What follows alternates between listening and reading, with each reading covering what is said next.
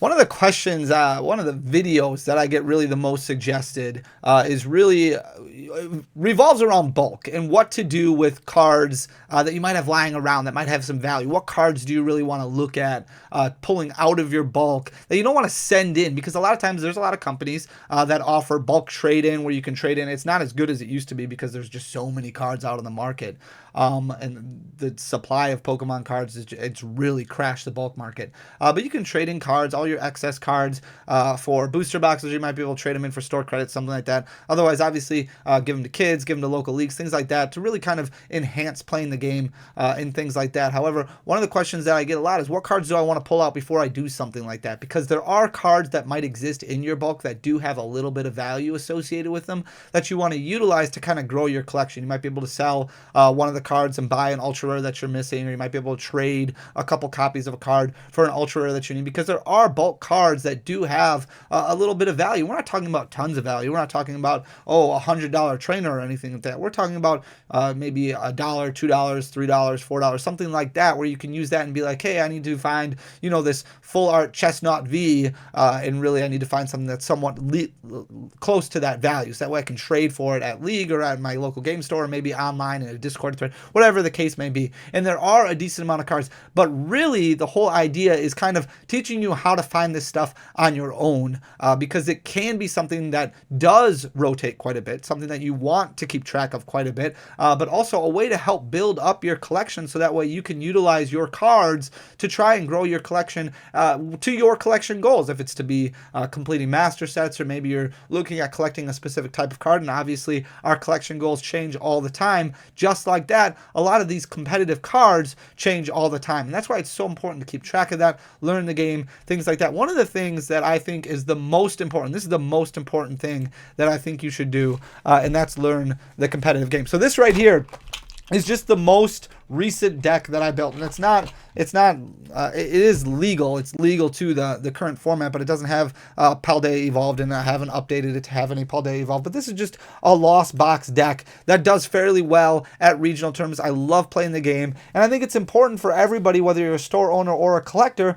just to learn how to play the game. And really the best way that you can learn how to play the game is just to sleeve up 60 cards on your own and just start teaching yourself how to play, because they do have TCG Live, and that is a platform that you can download to kind of learn the basic of the games, the basic rules and rule sets of the game. But all these major events are streamed live, so you can kind of watch and just practice at home while you're watching the World Championships, which is going to be the next main event that gets streamed live on Twitch. You can just follow Pokemon's live channel on Twitch or even on YouTube. But what you do is you start with 60 standard legal cards, and you can tell standard legal based off of the letter coding system in the bottom left-hand corner of your card. That's how you determine whether something's currently in standard format or if it's rotated out. And you really just start with a 60-card deck that's going to be comprised of different trainers, energy cards, and different Pokemon. And once you have your 60 cards, you can't have more, you can't have less. It's got to be exactly 60.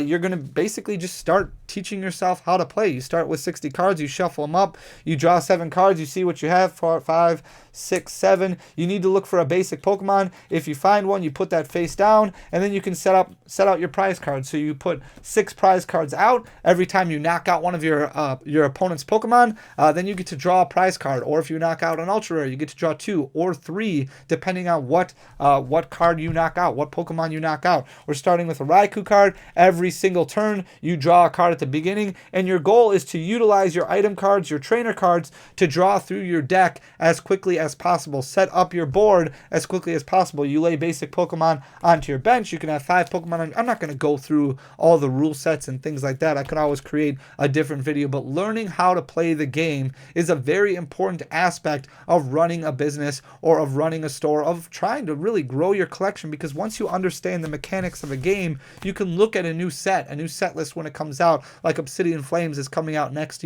week or next month, and if you look at the cards, you can be like, oh, well, this trainer card looks like it might be pretty good. It might be okay in competitive play. So this is something that as I'm opening packs, maybe I want to set aside. Maybe like when Paldea Evolved came out, you were like, oh, Iono is going to be a staple in the decks. A lot of people are going to play 3 or 4 copies of this. So I don't want to put a bunch of Iono cards in my bulk box. I want to kind of separate those. And really the main thing that you can do is just separate all trainers right away when you're sorting cards as you're opening packs. But learning the game is a ton of fun. I highly recommend playing it, playing the TCG or even the VGC. If you love Pokemon, I promise you, you're going to love playing the game. Go to a local league, go to an event, absorb it all. It is a lot of fun. You can go to pokemon.com and just search for local leagues in your area that have events and things like that. I highly recommend it. It's such a great thing. But we're going to look at really what you can do to grow your collection when it comes to some of these bulkier cards. And I am going to list a bunch of cards that you can look for in your bulk. But here's a couple resources that you can use. I have highlighted these before, but this is limitlesstcg.com. This covers all of the most recent tournaments, all the big tournaments that are out there. If you just go to limitlesstcg.com, click tournaments in the corner here, you can see the most recent major event was the North American International Championships, which took place in Columbus, Ohio. There was 1,897 masters that were registered. The winner was Cyrus Davis. But if you click on this event right here, it shows you all how everybody basically performed. And if you want to look at Cyrus Davis's list, you can click on it here, and that will show you all the different cards that were played by Cyrus Davis during this event. So it's also got values associated with each card, what they sell for on TCG Player. So that way you can kind of be like, oh, these Ionos, okay, they sell for $1 or so. This Irida sells for $1 or so. So those are cards you might want to pull out of your bulk, so that way they don't get, that way people can build decks with them, or you can build decks with them, but also so that way you can use them to trade, to kind of grow your collection goals. The other thing that you can do is you can go to tcgplayer.com. If you just hover over the Pokemon tab here and go to advanced search, one of the things that I like to do is I just like to look at all the energy items, stadiums, supporters, and tools. So you just click all those right there and just hit search. And a lot of times you can just filter this by best selling, and it will show you all the best selling cards, because TCG Player is not really just something that's utilized by collectors, but it's also utilized by a lot of competitive players as well. So you can see Forest Sealstone selling for $14. You can see Iono selling for $1.44. But this will show you all the best selling cards that are going on right now in Pokemon. Another thing that I like to do is if you go to Pokemon here and you just change it to common, uncommon, holo rare, and rare, and you leave out the ultra rares, because we know that those have a little bit of value, and a lot of you guys are probably collecting ultra rares anyways. If you sort by this, a lot of times you're going to see some vintage cards in here, but you're going to see other cards that pop up as well, and you're going to find some cards that might be a standard legal holographic card, like a Cresselia or a Snorlax or something like that. But it's also going to show you a lot of different cards that are being purchased weekly, daily on TCG Player. Like I said, there is a lot of vintage cards that move on TCG Player. So when you're selecting holographic cards, a lot of times those are obviously going to pop up. But this also gives you an idea of cards that move, like this Mew from the Galarian Gallery in Crown Zenith has decent value to it because it is a competitive card. It does have that ability which blocks damage to the bench. And then, you just kind of sort through. And a lot of times I'll go through this every week, maybe 20, 25 pages, somewhere around there, and I can determine, okay, like this Sableye here from Lost Origin, it's not performing as well as it once was, but here's a holographic rare from Lost Origin that's performing fairly well in the current market. Okay, I want to make sure that there's none of those in bulk, or if I'm preparing for an event, I want to make sure I have a lot of those available for the competitive players that come to my booth. Here's the Cresselia from Lost Origin. So we're going to talk about a lot of these that you can kind of look at. I think I've got 20, 25, somewhere around there that are listed here that you want to make sure that you pull out of your bulk, because they do have a little bit more value to them. Here's the Forest Sealstone. I don't even know why this has a reverse holo market price. There is no reverse holo of Forest Sealstone, at least I've never seen one, but you can see the holographic version. This is from Silver Tempest, and it's selling for $16.80. I think it dropped a little bit since I made this slideshow as of a couple days ago, but it's down to about $14 right now. But $14 for a holographic rare, is a lot of value. You can trade for just about any full art, even a couple of alternate arts, by just a copy of this Forest Sealstone. So looking through your bulk, making sure those aren't being sent off into bulk, whether you're trading in or selling your bulk out. Make sure you keep those separate. Here's Iono that we were just talking about from Paldea Evolved. A lot of competitive players are going to be using playsets of these. A playset is 4 copies of the same card, and that's the maximum you can have in your deck. But Iono, basically a card where you and your opponent both have to shuffle your hand back in, or shuffle your hand and then put it at the bottom of your deck. So it's a huge card card in competitive play because it does give you more consistency as far as drawing through your deck, but also could also stall your opponent from winning the game if they only have one prize card left and they only get one card. And you shuffle their hand, then you put it at the bottom of their deck, and they only get one card. Well, if they're only looking for one specific card, the likelihood of pulling it is much less if you only get one opportunity at it. It's selling for about $1.40. A lot of Paldea Evolved being opened right now, but this card should stay relatively level between $1 and $2 over the next year because Iono is going to be a huge thing in competitive play moving forward. Here's Battle VIP Pass. This one's from Fusion Strike. This one has been doing extremely well because you really want to play 4 of them in your deck because you want to increase the likelihood of starting your hand with it because it does give you the option of looking for 2 basic Pokemon from your deck, and you need basic Pokemon on your bench because if you only have one Pokemon in your active spot and no Pokemon on your bench and your opponent knocks out your active Pokemon, well, if you have no Pokemon on the bench to put out in that Pokemon who was knocked out space, you lose. You have to have a Pokemon that's already in the active spot all the time, or otherwise you lose the game. So Battle VIP Pass, as long as you pull it on your first turn, you get to increase your likelihood of having Pokemon on your bench, and people will play a play set of these because they want to increase the likelihood of starting with it in your hand. If you only play one copy of Battle VIP Pass, your chances of starting with it is 7 out of 60 versus having 4 copies of it, your chances are 28 out of 60 or whatever it would be if you lower those numerator and denominators down. Nest Ball, another card that was in Scarlet and Violet, but also a reprint from Sun and Moon base. So there's going to be a couple different variants here in this slideshow. Nest Ball selling for about $1, Reverse Hollow selling for about $2. Obviously those have a little bit of value because it does let you search through your deck for basic Pokemon to put on your bench. Here's that Sableye that we were talking about. This is actually in the that Lost Box deck that I was talking about that we showed off at the beginning of this. As long as Lost Box is being played, Sableye is going to have some value associated with it because it does let you spread damage all around your opponent's bench. Your opponent's active Pokemon helps increase knockouts, lets you draw multiple prizes on the same turn. This one's been doing extremely well really since Lost Box became a thing. Now I don't know how long Lost Box is going to be a thing. It's the other thing to remember. That's why it's so important to play the game and constantly watch tournaments, watch results and things like that, because if Lost Box falls out of favor, well then this card's not going to perform as well anymore. So definitely a card that you want to pull out of your current bulk boxes. Switch Card is another one that's doing pretty well, selling for about $1. The Reverse Hollow selling for about $2, but a lot of people will play this one, especially Lost Box players will play this one because it lets them switch out their active. Then you can use multiple Comfy abilities on the same turn. As long as your Comfy is in the active position and lets you look at the top 2 cards of your deck, you get to put one in your hand and you get to put the other one in the Lost Zone. That's important because you want to do that in order to power up that Sableye that we were just talking about. A lot of these cards play off of each other, so understanding how these all work, understanding the mechanics of the game can go a long way to growing your collection and running a business, running a Pokemon store, whatever the case may be that your goals are. But Switch Card doing fairly well in the current space. Here's Reversal Energy. This is a card that was just recently released in Paldea Evolved. Paldea Evolved has some decent cards that I call ancillary cards that are outside of those normal ultra rares that do have value associated with them. So these are cards that you might open up in the pack in the uncommon spot that it's like, oh cool, I got a Reversal Energy to go along with, you know, my Magikarp illustration rare or whatever the case may be. So that makes this pack even better. Reversal Energy, a card that's decent currently in the format. There are a couple different special energies, this one and Jet Energy, which I think might be on here also, selling for about $1, but those might go up a little bit as the format matures a little bit. We just have Worlds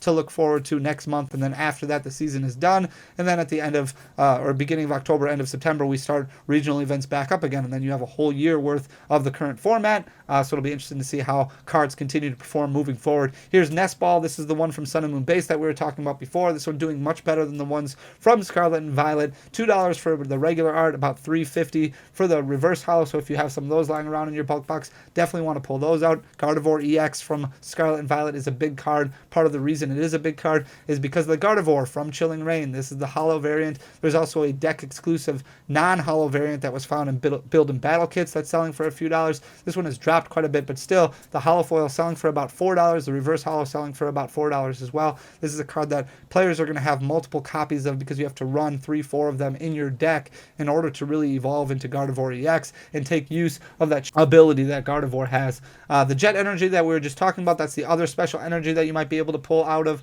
Paldea Evolved. Here's the Irida. This is the hollow foil version from Astral Radiance. There's also non-hollow variants that were found in build and battle kits which don't have as much value, but the Irida, definitely a card where you can kind of be able to draw consistently through your deck. It does require, this was played a lot more during Palkia days, and Palkia might come back and it might not, but that's going to play an impact on the price, especially moving forward. Irida, being a holo rare, does have this a little bit more difficult to pull, so that's why it does get a little bit more expensive, but you can see roughly $2 for the holo foil, $2 for the reverse holo. There's other formats in Pokemon too, which is really interesting, especially as we close in on Worlds, what formats are going to exist moving forward. If Expanded comes back and that becomes a thing where tournaments are actually expanded, that means cards from Black and White all the way up to the current set are standard or are legal for expanded tournaments. So a card like VS Seeker, which wouldn't be able to be used in the current format, would be legal in expanded formats. Same things with GLC or Gym Leader Challenge, where you can use one copy of basically any card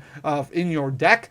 VS Seeker, because of that, does extremely well, but if expanded is a thing, then this card might do even better as more and more people need different cards from that larger pool of cards. And VS Seeker is a card where it lets you pull a supporter from your discard pile and put it back into your hand, so you can utilize the effects of that supporter again.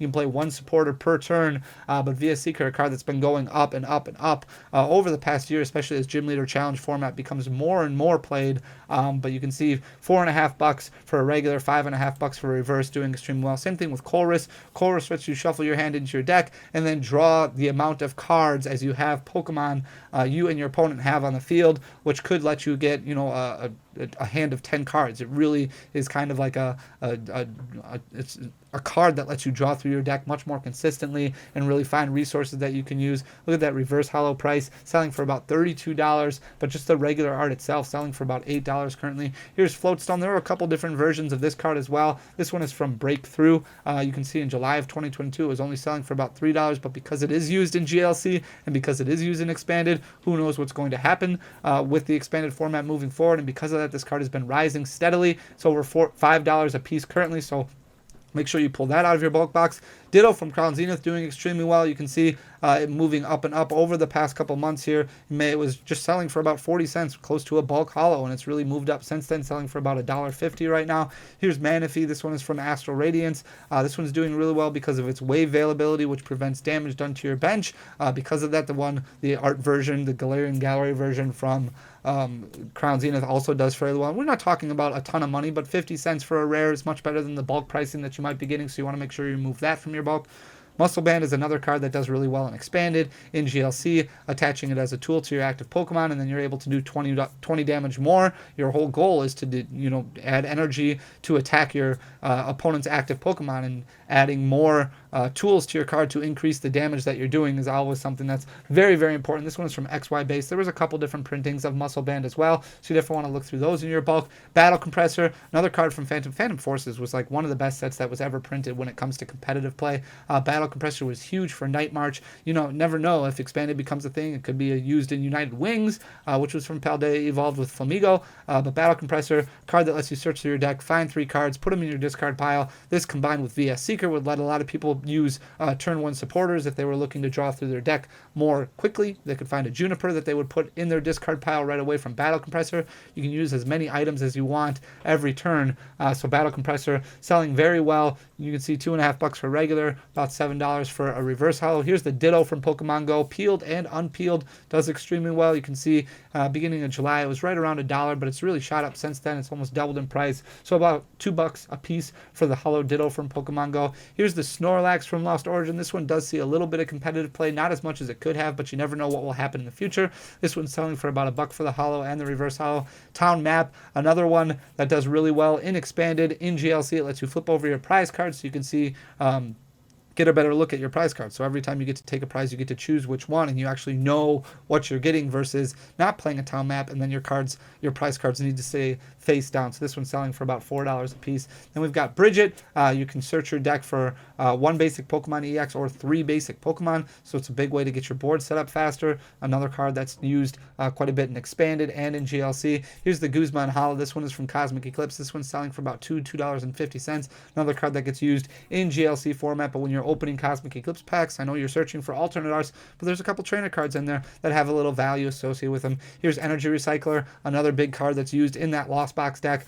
You can see kind of going up and down, really following the favor of Lost Box, because a lot of cards do depend, are hinged on how the competitive deck does perform, but selling for about $1. This one was printed in Battle Styles, but there are other printings of it as well. Here's that Cresselia that we were just talking about. This one is a big card right now in Lost Box, Lost Origin set, selling for about $3, $3.30 for the reverse holo, but just a normal holo rare that you can find from Lost Origin. So if you're opening up a Lost Origin pack looking for that Giratina and you're like, oh man, I pulled a Cresselia holo, there's actually a little bit of value associated with that you might be able to use to find a regular RV from Lost Origin. So there are a lot of cards, but also the big thing that I wanted to show you was how to look for it, and I really want to try and grow the game as much as possible because the game is so much fun. And I know we talk about values a lot on this channel, but Pokemon is so much more than just that. It's about camaraderie, it's about meeting people, it's about playing the game and enjoying the hobby and really having a lot of fun. And I think if you pick up Pokemon cards and play the actual competitive game, it's another space that gives you some relief and gives you some freedom from attaching values to cards and focusing on that all the time. So it's a good way to take a break and enjoy the hobby in different ways. So I hope you enjoy the content. If you do, hit that subscribe button down below, leave a like, leave a comment. It goes a really long way for the algorithm.